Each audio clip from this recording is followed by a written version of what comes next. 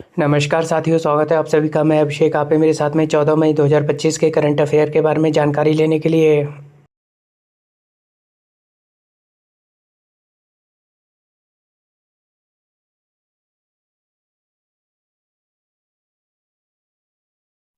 साथियों, मैं आपका स्वागत करता हूं अपने चैनल स्मार्ट टीचिंग अभी बीस्ट जीएस बाई अभिषेक में।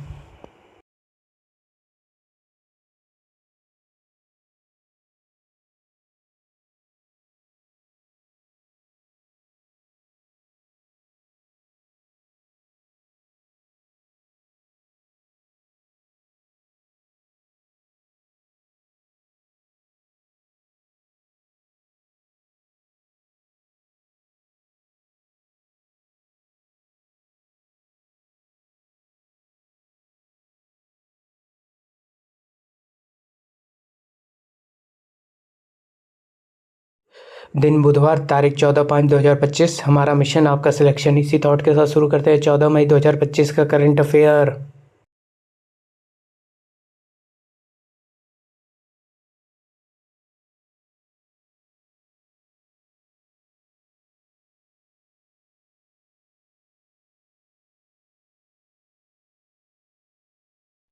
पहला, हाल ही में अंतर्राष्ट्रीय पौधा दिवस कब मनाया गया? उत्तर है 12 मई को। आइए इस खबर के बारे में जान लें। राष्ट्रीय पौधा दिवस 12 मार्च को मनाया जाता है। इसे राष्ट्रीय फूल लगाओ दिवस भी कहा जाता है। यह दिन पौधे और फूलों के महत्व को पहचानने और उनके संरक्षण के लिए जागरूकता बढ़ाने के लिए समर्पित है। इसके अतिरिक्त 24 अप्रैल को राष्ट्रीय वृक्षारोपण दिवस मनाया जाता है, जो पेड़ों के महत्व को केंद्रित है।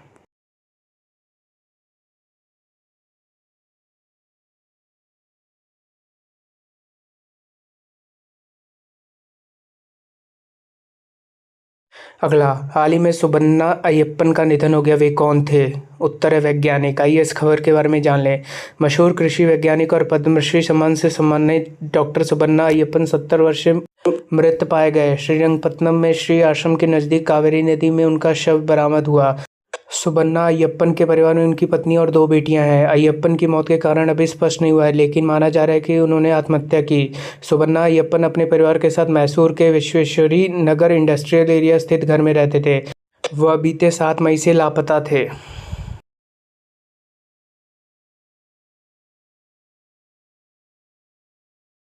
अगला, हाल ही में चर्चा में रहा भोरमदेव वन्यजीव अभयारण्य किस राज्य में स्थित है? उत्तर है छत्तीसगढ़। आइए इस खबर के बारे में जान लें।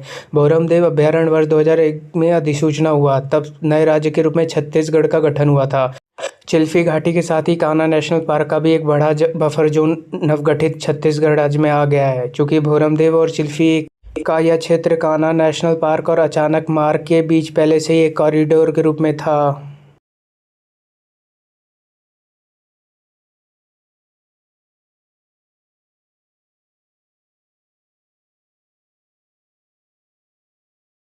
अगला, हाल ही में किस देश के राष्ट्रपति ने दवाइयों की कीमतों को कम करने के लिए एक कार्यकारी आदेश पर हस्ताक्षर किए? उत्तर है अमेरिका। आइए इस खबर के बारे में जान लें।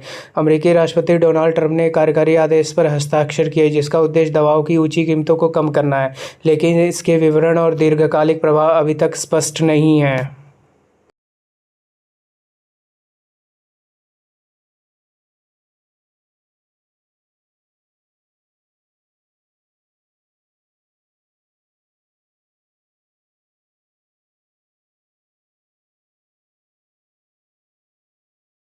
अगला, हाल ही में अमेरिका ने किस देश के साथ 142 अरब डॉलर के रक्षा समझौता किया है? उत्तर है सऊदी अरब। आइए इस खबर के बारे में जान लें। अमेरिका ने सऊदी अरब के साथ 142 अरब डॉलर का रक्षा समझौता किया है। यह समझौता अमेरिकी इतिहास का सबसे बड़ा रक्षा समझौता माना जा रहा है। इस समझौते के तहत सऊदी अरब अमेरिका से अत्याधुनिक हथियार और सेवाएं मिलेगी। यह समझौता अमेरिकी राष्ट्रपति डोनाल्ड ट्रंप को सऊदी अरब यात्रा के दौरान हुआ था। इस यात्रा में ट्रंप ने सऊदी अरब के साथ कई अन्य समझौते पर भी हस्ताक्षर किए, जिनमें 600 अरब डॉलर का निवेश समझौता भी शामिल है। यह रक्षा समझौता सऊदी अरब की सैन्य क्षमताओं को मजबूत करने में मदद करेगा और अमेरिका और सऊदी अरब के बीच रणनीतिक साझेदारी को भी बढ़ाएगा। अगला, हाल ही में किसके द्वारा लिखित पुस्तक win the battle of your mind, scroll less read more का विमोचन हुआ? उत्तर है रीता राममूर्ति गुप्ता। आइए इस खबर के बारे में जान लें।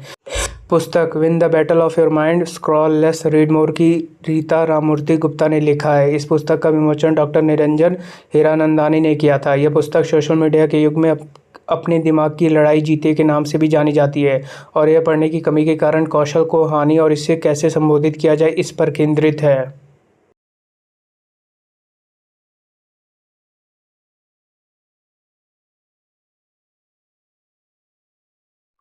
अगला, हाल ही में सुसान लेक किस देश की पहली महिला विपक्षी नेता बनी है? उत्तर है ऑस्ट्रेलिया। आइए इस खबर के बारे में जान लें। मीडिया सूत्रों में मिली जानकारी के अनुसार ऑस्ट्रेलिया में सुसान लेक को लिबरल पार्टी का नेता चुना गया है। ऑस्ट्रेलिया के 80 साल के इतिहास में लिबरल पार्टी का नेतृत्व करने वाली वह पहली महिला बन गई हैं। वे ऑस्ट्रेलिया की पहली महिला विपक्षी नेता भी होंगी।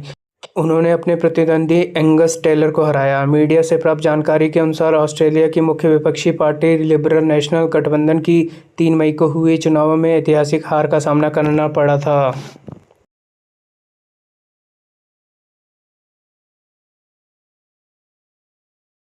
अगला, हाल ही में 78वां कान फिल्म महोत्सव कहाँ शुरू हुआ? उत्तर है फ्रांस में। आइए इस खबर के बारे में जान लें।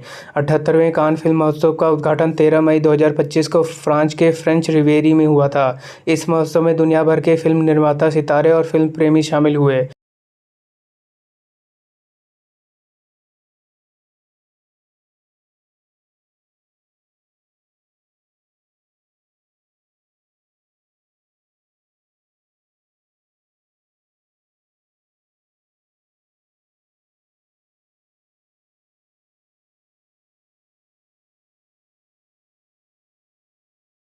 अगला, हाल ही में तीरंदाजी विश्व कप 2025 में दूसरे चरण में भारत ने कितने पदक जीते? उत्तर है 7। आइए इस खबर के बारे में जान लें।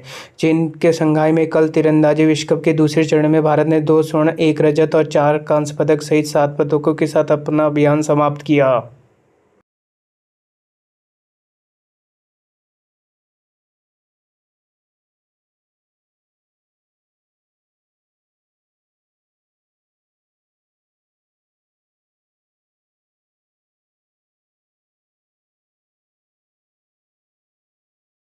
अगला, हाल ही में भारत सरकार ने किस दिन आयुर्वेद दिवस मनाने की घोषणा की है? उत्तर है 23 सितंबर को। आइए इस खबर के बारे में जान लें।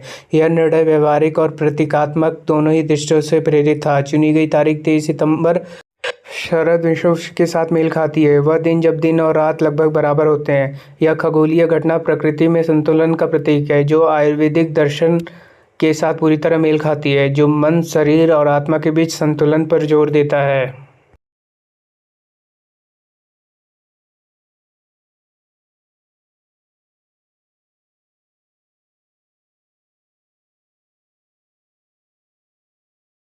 अगला, हाल ही में ब्रिटेन में स्थायी निवास प्राप्त करने के लिए आवश्यक निवास अवधि को 5 साल से बढ़ाकर कितने वर्ष कर दिया गया? उत्तर है 10। आइए इस खबर के बारे में जान लें।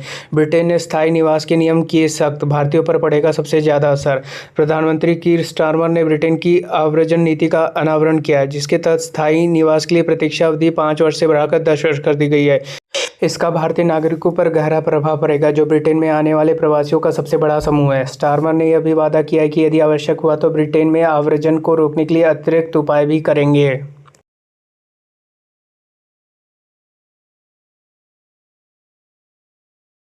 अगला, हाल ही में किस राज्य के सड़क परिवहन निगम को 3 फोर्टूना ग्लोबल एक्सीलेंस अवार्ड मिला है? उत्तर है कर्नाटक। आइए इस खबर के बारे में जान लें। हाँ, कर्नाटक राज्य सड़क परिवहन निगम को 3 फोर्टूना ग्लोबल एक्सीलेंस अवार्ड मिला है। केआरसीटीसी के प्रेस विज्ञप्ति के अनुसार यह पुरस्कार सार्वजनिक परिवहन में उनकी अभिनव पहल और नेतृत्व के लिए दिया गया है।